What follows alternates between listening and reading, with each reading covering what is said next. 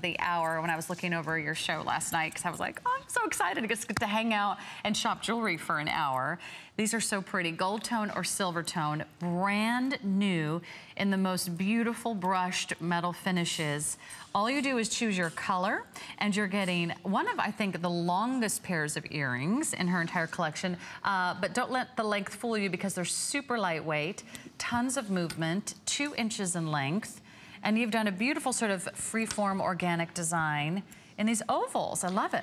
Well, I love them. They're very reminiscent to me of someone like an Elsa Peretti. They've got sort of very organic feeling to them. I have never been a dangly earring gal. I've always been a straight post.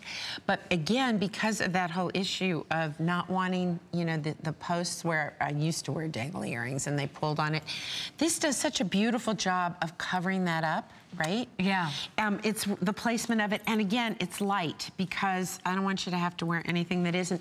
And look at the statement it makes. So the earring I have on now, which we showed you earlier, is a soft, easy piece, right? It's a much lighter looking piece. But look at how strong. I mean, it just changes up my outfit. Yeah. It literally changes up your outfit. And what I love is that it takes care of that problem of the earlobes, which is so annoying. That's like, the first thing I noticed, actually, is that there's covers a nice oversized sort of oval shape, right? Almost like a little nugget.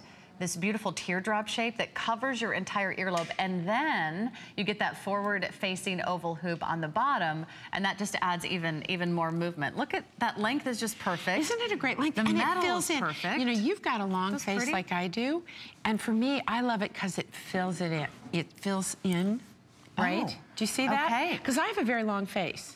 I really do. And I love the way it fills in.